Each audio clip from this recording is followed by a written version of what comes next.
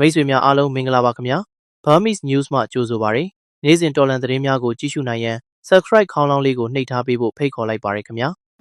ရခိုင်ပြည်နယ်မှာလူသက်မရိမှုကျူးလွန်တဲ့ပုံနာကျွန်းမြို့နယ်ကတရားခံတွေကိုတေတံ20ထောင်နှံတွေချမှတ်လိုက်ပါတယ်NUG တက်မှုများအစည်းအဝေးကျင်းပပြီးမဟာဗျူဟာထိုးစစ်လုပ်ငန်းစဉ်တွေချလိုက်ပါပြီမဟာဗျူဟာထိုးစစ်စတင်နိုင်တော့မလားထိုင်းနိုင်ငံမှာဝက်ကွဲအောင်စဝါဒီစကတ်နဲ့တောက်ရှက်ကွဲနေတဲ့မာလာချမ်းဖတ်စစ်တက်စစ်ကောင်ဆောင်တားပြင်မှာမင်းအောင်လိုင်းအကုတူကောင်ရောက်ရှိပြီးပြဿနာတွေတက်နေတယ်ထိုင်းကြောင်းတစ်ကြောင်းကိုတနက်ပြစ်ခတ်မှုတွေဖြစ်တဲ့အခြေအနေတွေတွေ့နေရတော့အကုတူကောင်ရောက်လေရနေရမှာမအေးချမ်းဘူးဒီအကြောင်းတွေကျွန်တော်တို့သုံးသပ်ကြမှာဖြစ်ပါတယ်ရခိုင်မှာအာရကဒေါ်လာရေးပြည်သူအစိုးရအာရကပြည်သူဒေါ်လာရေးအစိုးရရခိုင်ပြည်နယ်ထဲမှာမရင်းချင်းမှုတစ်ခုဖြစ်သွားတယ်လူသက်မရင်းချင်းမှုလို့ကျွန်တော်တို့အကြမ်းမြင်သိရတယ်အဲ့တော့ဒီတရားခံတွေနဲ့ပတ်သက်ပြီးရခိုင်ပြည်သူလူထုတရက်လုံးကဝက်ကွဲအောင်တောင်းဆိုနေတဲ့သတင်းတွေလည်းရှိတယ်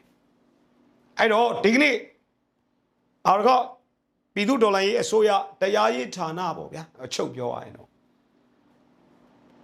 တေတံပေးလိုက်ပါတယ်မသေးမချင်းကြိုးကွင်းစွတ်တယောက်နှစ်ယောက်ကထောင်ဒဏ်အနှစ်20အမိတ်ပုံနာကျွန်းရိုးတရုတ်ရွာနီဥတာထုံးဆိုင်သားတရားခံပေါင်းတင်ဝင်းရာဇကြီးပုံမှာ300နှစ်တစ်ကားငယ်အရာပြစ်မှုထင်ရှားပေါ်ပေါက်သဖြင့်၎င်းပုံမှာအရာလေပင်းကိုကြိုးကွင်းဆွ၍တတ်စေပုံနာကျွန်းကြံခင်းစစ်အဘဦးကျော်စံသားတရားခံအေးကျော်ရာဇကြီးပေါ်မှာ364အရာထောင်ဒဏ်အနှစ်20ပုံနာကျွန်းကြံခင်းစစ်အောင်ကန့်နေနေဦးညီသားတရားခံပေါင်းတန်းစိုးပေါ်မှာ364အရာထောင်ဒဏ်20ရှာဝေပုံစံနေတဲ့ပစ္စည်းတွေကိုသိမ်းတယ်နော်အဲ့တော့တန်ငယ်မရင်းနေရှင်းပြောရင်တရားဥပဒေစိုးမိုးမှုကင်းမဲ့တာရခိုင်မှာမရှိသေးဘူးဒီလိုခိုင်မာတဲ့မူဝါဒနဲ့ဒီနေ့တော့မရင်းလူသက်အကြမ်းဖက်တရားခံတွေကိုမသေးမချင်းကြောကွင်းစွတ်တတ်ဖို့အမိန့်ချလိုက်ပါတယ်ဒါပေမဲ့ကျွန်တော်တို့စကိုင်းတိုင်းမှာမရင်းချင်းခဲ့တဲ့တရင်မှုတယောက်စကိုင်းတိုင်းမှာအချုပ်တဲကနမ်စီတင်ကျောင်းသူတယောက်ကိုမရင်းကျင်ခဲ့တဲ့လွတ်တော်ကိုယ်စားလှယ်တယောက်ပအဖာတယောက်ဒါတွေကိုတော့ဒီဘက်ကအစိုးရဆိုတဲ့အကောင်တွေဘာမှမလုပ်နိုင်တဲ့အခြေအနေကိုတော့ကျွန်တော်တို့နှိုင်းရှင်နေစဉ်းစားမိတာပေါ့ဗျာနော်အမှန်တရားဖြစ်တဲ့အတွက်ကြက်ချင်လဲကြက်ချင်တယ်နေဗျာဒါပေမဲ့အန်ဒီယူဂျီကိုသွားမနောက်လေသွားမရှုံလေဒီနေ့အန်ဒီယူဂျီကတဲ့ MOD ကပေါ့ဗျာနော်ပြည်တယ်ကာကွယ်ရေးဝန်ကြီးဌာနကPDF တမူကြီးများစီဝေးကျင်းပါတယ်တဲ့ပထမတစ်ခေါက်ကလည်းကျင်းပသေးတယ်လွန်ခဲ့သောတစ်နှစ်လောက်ကတည်းကကျင်းပပြီးတဲ့နောက်ပိုင်းတော့ဒါတွေဖြစ်လည်းမသိဘူးကျွန်တော်လည်းမသိဘူးဒီနေ့ကတော့မဟာဗျူဟာထိုးစစ်တွေစတော့မယ်မဟာဗျူဟာထိုးစစ်တွေစကြတော့မယ်တဲ့ဗျာတမူကြီးများအစည်းအဝေးမှာတိုင်းသားမဟာမိတ်တော်လှန်ရေးအင်အားစုများနဲ့လက်တွဲရေးပြည်သူခုခံတွန်းလှန်စစ်မှမဟာဗျူဟာထိုးစစ်ကိုတက်လှမ်းဖို့လုပ်ငန်းစဉ်တွေချပြီနော်အဲ့တော့အဓိကတစ်ချက်ကတော့ SCEF နဲ့စစ်မဟာဗျူဟာပေါင်းဆက်ညီနိုင်ရေးကုကဲရေးကော်မတီမှာမဟာဗျူဟာကြပါဝင်ဆောင်ရွက်နိုင်ရေးလေလုပ်ငန်းစဉ်တွေချတယ်ဒီစီဝေးမှာတော့ energy ရဲ့တမရတို့ပြည်တော်စုဝန်ကြီးချုပ်တို့ပြည်သူ့ကာကွယ်ရေးတပ်မတော်စစ်ဦးစီးချုပ်စစ်ရေးချုပ်စစ်ထောက်ချုပ်စစ်ဥပဒေချုပ်နော်စစ်ရာရှိချုပ်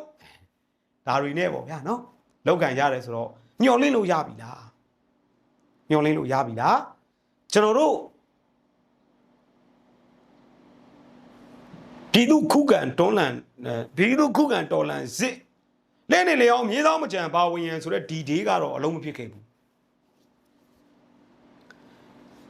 ဒုတိယအကြိမ်မြောက်တပ်မှုကြီးများအစည်းအဝေးကရောကျွန်တော်တို့ခင်ဗျားတို့မျှော်လင့်လို့ရမယ်မလာဂျမဘတ်စစ်တပ်ကိုမာဗျူဟာမြောက်ထိုးစစ်ကြီးစတင်နိုင်လိမ့်မယ်လို့မျှော်လင့်လို့ရသလားဆိုတာကိုတော့ကျွန်တော်စောင့်ကြည့်ရမှာပေါ့ဗျာစောင့်ကြည့်ရမှာပေါ့အဲ့တော့တမူးကြီးများအစည်းအဝေးကို3ရက်တာကျင်းပခဲ့တယ်နော်3ရက်အတွင်းမှာအပြန်အလှန်ဆွေးနွေးမှုတွေနဲ့ထိုးစစ်ကြီးစမယ်ထိုးစစ်ကြီးစမယ်ပြောတာတော့6နှစ်ရှိပြီပြည်သူကလည်းမျှော်နေတယ်ထိုးစစ်ဆင်ဖို့ဒါပေမဲ့အခြေအနေအရေးရကြောင့်မလုံနိုင်သေးတယ်လို့ပဲမှတ်ယူပြီးတော့ဒီသတင်းကိုတော့ကျွန်တော်တို့ကြိုဆိုရမယ်ကိစ္စဖြစ်တယ်တကယ်လုံနိုင်ရင်တော့တိုင်းပြည်လွတ်မြောက်ရေးမလာဂျမဘတ်စစ်တပ်ခြေမုံရေးကိုတော့အထောက်အကူပြုမဲ့ကိစ္စဖြစ်မယ်လို့ကျွန်တော်တို့မျှော်လင့်တယ်ကြိုလဲကြိုဆိုတယ်ဒါပေမဲ့တကယ်လုံမှာအဟုတ်ဖြစ်မယ်တကယ်မလုံဖဲနဲ့တရင်ထုတ်ပြန်ဖို့အတွက်ဓာတ်ပုံရိုက်ပြီးတရင်ဖြစ်ယုံဆိုရင်တော့အစင်မပြေဘူးပြည်သူတို့ရဲ့ယုံကြည်မှုတွေပုံမူကြဆင်းသွားနိုင်တယ်ဆိုတာကိုတော့လေးလေးစားစားအသိပေးလိုပါတယ်အဲ့တော့တပ်ဖွဲ့ဝင်တွေတပ်မှုတွေဘာချုပ်တွေညာချုပ်တွေပေါ့ဗျာအစားရှိတဲ့ဘယ်သူတွေလဲတော့ကျွန်တော်တို့လည်းအခုဒီမသိဘူးသို့ပေမဲ့မျောလင့်ပါတယ်မြေပြင်မှာအသက်ဖိတိုက်ပွဲဝင်နေတဲ့သူတွေကိုမျောလင့်ကြိုဆိုတာပေါ့ဗျာဒီအခြေအနေကကျွန်တော်တို့တော်လှန်ရေးဘက်မှာဖြစ်နေတယ်နောက်တဲ့အဖြစ်ပြက်တစ်ခုကအဲ့တပြိုင်နဲ့ဟိုဘက်မှာစဝါဒီစကတ်ကိစ္စဖြစ်နေတယ်စဝါဒီစကတ်ဆိုမင်းအောင်နိုင်တဲ့မင်းအောင်နိုင်တဲ့မလေးမင်းအောင်နိုင်ဝက်ကွဲအောင်မြင်နေတာများခမားတို့ကိုပြချင်တယ်ထိုင်းမှာမင်းအောင်နိုင်အောင်မြင်ချက်အိန္ဒိယသွားပြီးမဆလာအနက်သွားခံတော့ကတော်အောင်ဆန်းစုကြည်ဗမာလဲလို့အမေခံရတယ်နော်ပေါက်စီတရုတ်ကြီးနဲ့သွားတွေ့တော့လေလူလက်ခံတဲ့အစိုးရဖြစ်အောင်လို့ပေါက်စီကမှားတယ်အခုလဲထိုင်းကိုသွားတဲ့အခါကျတော့ဘုံကျဲပြီးအနိုင်ယူတဲ့နီးနဲ့အစိုးရဖြစ်ဖို့မလွယ်ဘူးတဲ့မဖြစ်နိုင်ပါဘူးလို့ထိုင်းကပြောလိုက်တယ်အဲ့တော့စဝါဒီစကတ်ကြီးကိုဘွားကိုအခုထိမတည်သေးဘူးလားမတည်သေးဘူးလားပြောချင်တာကစစ်ကောင်းဆောင်ဟာလူသက်ကောင်ပါစစ်ရာဇဝတ်ကောင်ဟာစစ်ရာဇဝတ်ကောင်ပါဘာမှပြောင်းလဲလို့မရတော့တဲ့မင်းအောင်လိုက်ဥဆောင်တဲ့အကြမ်းဖက်ဖက်စစ်တပ်ရဲ့9နှစ်တာတပ်ဖြတ်အကြမ်းဖက်မှုတွေကိုဘလို့နီးနေမှာဖုံးအုပ်ကွယ်ဝှက်ပြီးဘာကောင်ကမှကာကွယ်ပေးလို့မရတော့ဘူးညင်းမလားအခုချိန်ဒီဘုံကျဲတပ်ဖြတ်နေမှုတွေနဲ့ပတ်သက်ပြီးလွတ်တော်မှာမေကွန်းနိုင်ငံရေးဝန်ကြီးပေါ့ထိုင်းနိုင်ငံရေးဝန်ကြီးကိုလွတ်တော်မှာမေးတယ်သတင်းတောက်တွေကမေးတာမေးတော့ပြောပါတယ်ကျွန်တော်တို့ကဒီစစ်တပ်ကိုတရားဝင်အစိုးရဖြစ်အတိမတ်ပြုတာမဟုတ်ပါဘူးလို့တော့တရားဝင်မှုပေးတာမဟုတ်ပါဘူးလို့တော့ပြောတယ်မပြောလို့လည်းမရတော့တဲ့အခြေအနေဘယ်လိုဖြစ်လဲဆိုတော့ထိုင်းနိုင်ငံမှာဝုန်းနိုင်နေတယ်အောင်မြင်ချက်ဘလောက်အောင်မြင်လဲသိလားမိကွန်းတက်ပြောတာအဆွေတော်တို့ကြွရောက်လာတဲ့ထိုင်းနိုင်ငံဝန်ကြီးချုပ်အနူတင်နဲ့တကွဧည့်သည်တော်အပေါင်းကိုလေးစားစွာမင်္ဂလာပါလို့တော့ခွန်းဆက်ပါတယ်သူကနိုင်ငံခေါင်းဆောင်တရားပေါ့ဗျာသူကစက်ခေါင်းတရားဆိုထိုင်းလို့သူကနှုတ်ဆက်လိုက်တာစဝါဒီစကတ်ဟာဆောက်ရှက်ခွဲဟောကဘာပတ်ပြီးကျွန်တော်တို့ဆောက်ရှက်ခွဲနေတာဒီကောင်စဝါဒီစကတ်ဆိုတာမကြည့်ဘူးစဝါဒီကတ်စဝါဒီခရက်ဒီလောက်တောင်မင်္ဂလာပါဆိုတဲ့စကားတောင်နားမလဲရင်ကျေးမှုမရှိဘာမှမသိတဲ့ကလေးကဝတွေတိုင်းပြည်အုံချုပ်ချင်တာဘယ်ဖြစ်မလို့ဗျနော်အဲ့ဒါနဲ့ပတ်သက်ပြီးတော့မရောက်နိုင်ဘူးထိုင်းပြည်သူ့ပါတီလွတ်တော်အမတ်ပေါမောက်ခတယောက်ကလွတ်တော်မှာစန္ဒပြဝိုင်းဟာအောင်မြင်နေတာအနုစမ်တန်ချိုင်းလို့သိရတယ်ပေါမောက်ခတယောက်ဖြစ်တယ် ထိုင်းပြည်သူ့ပါတီရဲ့ဘန်ကောက်ကိုယ်စားလှယ်တယောက်လွတ်တော်အမတ်တယောက်ဖြစ်တယ်ငြိမ်းချမ်းရေးအတွက်လူသားချင်းစာနာမှုအတွက်ဆိုတဲ့ကြွေးကြော်တန်တွေနဲ့ဆန္ဒပြခဲ့တယ်အဲ့တော့ဆန္ဒပြတဲ့ချိန်မှာရုပ်ရုပ်တဲတဲလေးဖြစ်ပြီးတော့ဒီရဲတွေဘာတွေကဆွဲခေါ်သွားတာပေါ့နော်ခမ်းမတွေကနေထိုင်းပြည်သူ့ပါတီနော်ဗမာပြည်သူ့ပါတီမဟုတ်ဘူးပြည်သူ့ပါတီချင်းအတူတူပဲမဲ့စစ်ဖက်နဲ့ရက်တဲ့ပြည်သူ့ပါတီနဲ့မြန်မာပြည်သူတွေအတွက်ပြည်သူ့ပါတီကွာတယ်ထိုင်းနိုင်ငံကမြန်မာပြည်သူတွေအတွက်တွေးပြီးထိုင်းပြည်သူ့ပါတီကဆန္ဒပြပေးတယ်ဗမာနိုင်ငံထဲမှာနေတဲ့ပြည်သူ့ပါတီကလူတွေကတောက်တောင်မလုပ်ရဘူးဒီအခြေအနေကြီးကိုလည်းကျွန်တော်တို့တွေ့ရပါတယ်အဲ့တော့မင်းအောင်လိုင်းလူသက်ကောင်ကျန်းဘက်ကောင်ရာဇဝတ်ကောင်ဆိုပြီးဆန္ဒပြခဲ့တဲ့ဘန်ကောက်ကိုစားပြုတ်အမတ်ဆန္ဒပြတာကိုလည်းထိုင်းပြည်သူတွေကထောက်ခံတယ်ဆိုတဲ့အကြောင်းကို The Reporter တည်င်းအောက်မှာထိုင်းပြည်သူတွေကောမန့်တွေအများအရေးထားတာကိုကျွန်တော်တို့တွေ့ရတယ်။ပေါမောက်ခလောက်တာသဘောတူပါတယ်ကျေးဇူးပါကြီးမြတ်တဲ့ပေါမောက်ခလေးစားပါတယ်ရေးရင်းမှုတွေအသိမှတ်ပြုပါတယ်ငရဲပြည်ကမင်းအောင်လိုင်းကိုကြိုးစုံနေတယ်စစ်အာဏာရှင်တွေရဲ့လုပ်ရထိုင်းတွေမကြိုက်ဘူးဆိုတာကိုကဘာကြီးကသိရမယ်ဒီလိုကောမန့်တွေထိုင်းလူမျိုးတွေရေးနေတာကိုလည်းကျွန်တော်လေ့လာတွေ့ရှိရပါတယ်အောင်မြင်နေတာအဲ့လိုဖြစ်နေတော့မှာပဲမင်းအောင်လိုင်းရဲ့ပြောရေးဆိုခွင့်ရှိသူက तू မသိလိုက်ဘူးတဲ့အဲ့ဆန္ဒပြတာ तू လည်းအဲ့ထဲမှာရှိတယ်တဲ့တယောက်တည်းပြတာပါတဲ့တယောက်တည်းဒါပေမဲ့ပြည်သူရွေးကောက်တင်မြှောက်ထားတဲ့အမတ်ထိုင်းနိုင်ငံရဲ့အတိုက်ခံပါတီတစ်ခုရဲ့အမတ်ဖြစ်တယ်နော်မစော်ကားပါနဲ့ရောက်ချင်းမြမမြေအခုမင်းအောင်လိုင်းနေဗမာပြည်ကနေပြန်သွားထိုင်းကနေပြန်ပြီးတော့နေပြီးတော့ရောက်ပြီမစော်ကားပါနဲ့မင်းအောင်လိုင်းရဲ့ပြောရေးဆိုခွင့်ရှိသူရဲ့ပြောစကားဟာလေထိုင်းပြည်သူပါတီနဲ့ထိုင်းပြည်သူတွေကိုစော်ကားနေတယ်လို့ပဲလို့ကျွန်တော်ကအမှတ်ယူတယ်နော်ဒါကြောင့်မို့ဒီအခြေအနေတွေကိုတော့တွေ့ရတယ်ဗျာဒါကသတင်း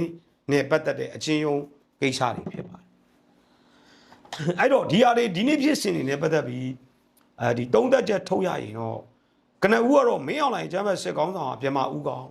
ရေထဲချရင်ပင်လယ်ထဲချရင်ရေခမ်းတယ်မြေပေါ်ချရင်မီးလောင်တယ်ဒီလိုကောင်မျိုးအိန္ဒိယသွားတော့မိုဒီဆန္ဒပြပွဲဖြစ်တယ်တရုတ်ပြည်သွားတော့ရေတွေကြီးတယ်အခုထိုင်းသွားတော့လေ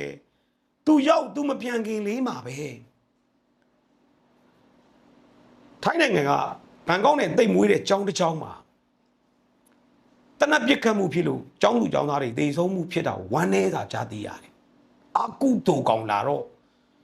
အာကုတူတွေတက်တာနောက်တစ်ချက်ကထိုင်းရဲ့ရဲဝန်ထမ်းတစ်ယောက်က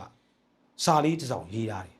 ငါတို့နိုင်ငံတွေကိုမကောင်းတဲ့စွမ်းအင်ရှိဝင်ရောက်လာသလိုခံစားရတယ်ဆိုတဲ့စာသားတစ်ခုရေးရတာတွေ့ရပါတယ်အာကုတူကောင်ဟာသူနဲ့ပတ်သက်ဆက်ရှက်တဲ့လူတွေမကလူသားတိုင်းကိုအာကုတူပေးနေတဲ့အခြေအနေကြီးကိုတော့ကျွန်တော်တို့လက်တွေ့ဖြစ်ရတွေကသက်သေပြနေတယ်ချစ်ချင်းမုန်းချင်းမပါဘူးဘတ်မလိုက်ဘူးရှင်းတယ်တော့ကျွန်တော်ပြောတာအိန္ဒိယသွားတော့ဘာဖြစ်သွားလဲဟိုမှာဝန်ကြီးတယောက်နှုတ်ထွက်ပြီးမိုဒီအစိုးရကိုပိုးဝက်ပါတီကဆန္ဒပြတယ်တရုတ်ပြည်သွားတော့ဘာဖြစ်လဲရေတွေကြီးတာအဲ့မှာတန်းနဲ့လူကြီး15တန်းလောက်ပြောင်းရွှေ့မြန်မာပြည်မှာတော့ပြောမနေနဲ့တော့စုပ်ပြတ်တက်ဒီအောင်လို့တာအခုထိုင်းကိုလာတော့ရောက်ပြီးမပြန်သေးဘူးပြဿနာတွေတက်ရတယ်ဒါကိုအားလုံးမြင်သိပြီလို့ကျွန်တော်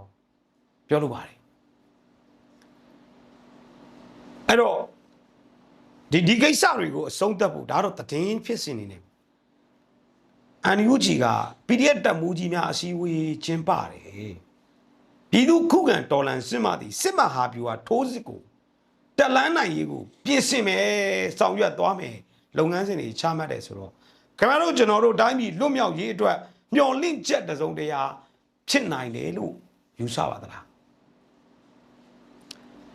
မြေပြင်မှာတိုက်ပွဲဝင်နေတဲ့သူဦးချင်း PDF ကို LPDF ကိုတိုင်းသား EAO ကိုစစ်အာဏာရှင်ကိုစန့်ကျင်တဲ့မိသူကိုမဆိုလေးစားဦးညွတ်ဂုဏ်ပြုပါတယ်ဒါပေမဲ့လက်တွေ့လုပ်ငန်းစဉ်တွေပေါ်ဆောင်နိုင်မှသာလေပြည်သူယုံကြည်မှုကိုပြန်လည်ရရှိမယ်လို့ကျွန်တော်ကမြင်တယ်ဘာပဲဖြစ်ဖြစ်ကြိုးဆိုပါတယ်စစ်တော်လန်စစ်ကိုအနိုင်တိုက်ရေးအတွက်အားလုံးတက်ညီလက်ညီပါဝင်စ조사ပူပေါင်းမှုတွေကိုတော့ကျွန်တော်တို့ကြိုးဆိုရမှာဖြစ်ပါတယ် PDF တပ်မှုကြီးများပြည်တော်ဝင်နိုင်မလား PDF တပ်မှုကြီးများပြည်တော်ဝင်နိုင်မလားဒီနေ့တော့နောက်ဆုံးများအခြေအနေတွေအပြင်အရကတက်တော်အေဒိန်းချုပ်ထားတဲ့ရခိုင်ပြည်နယ်မှာရခိုင်ပြည်သူဒေါ်လာရေးအစိုးရရဲ့တရားဥပဒေစိုးမိုးရေးဆိုင်ရာစံပြလုပ်ရများကိုတင်ပြရင်းဇဝါဒီစကတ်ရဲ့ထိုင်းနိုင်ငံဆိုင်ရာအောင်မြင်မှုတွေကိုတုံ့တက်တင်ပြလိုက်ရပါတယ်